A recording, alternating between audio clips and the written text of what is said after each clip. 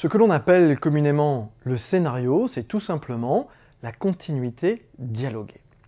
La continuité dialoguée est découpée en séquences, séquences qui rythment l'histoire. Vous le verrez, la présentation d'un scénario n'a rien à voir avec celle d'un roman.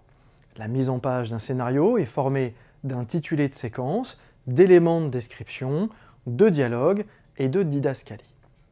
Le scénario, c'est-à-dire la continuité dialoguée, est là pour nous dire, décrire et montrer l'action qui se déroule dans un lieu.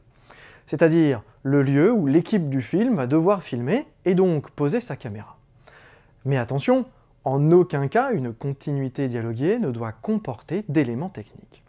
Vous ne devez jamais donner d'éléments tels que gros plan, la caméra se rapproche, champ contre champ, etc. Pour tous les éléments techniques, il existe un autre document qui se nomme le découpage technique, mais là, c'est une autre histoire que nous verrons dans une autre formation. Rappelez-vous que le scénario est écrit par un scénariste et non pas par un réalisateur. Alors, je sais ce que vous allez me dire, il existe des réalisateurs qui sont scénaristes. Et vous avez raison, mais lorsqu'ils écrivent leur scénario, ils ne sont pas à ce moment-là des réalisateurs. Ils sont scénaristes et de ce fait ne mettent aucun élément technique dans leur scénario, car encore une fois, le but d'un scénario, c'est de séduire un producteur ou une chaîne de télévision, et ces personnes ne sont pas forcément des techniciens. Pas de couleur. On ne change pas de couleur lorsqu'on change de personnage ou de didascalie. On ne met pas non plus de notes de musique pour signifier que c'est un dialogue chantonné.